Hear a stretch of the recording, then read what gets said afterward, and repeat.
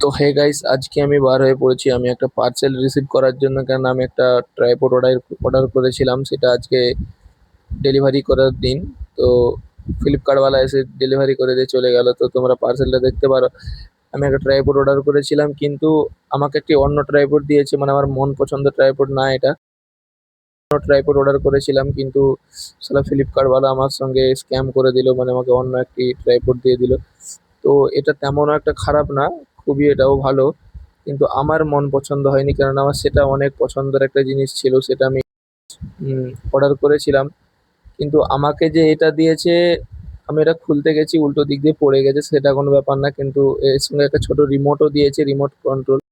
মানে রিমোট টিপলে ভিডিও এবং ফটো উঠবে।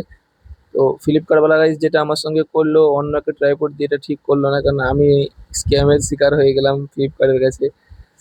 মানে তোমরা দেখতেই পারো, খুব সুন্দর একটা ট্রাইপড এটাও।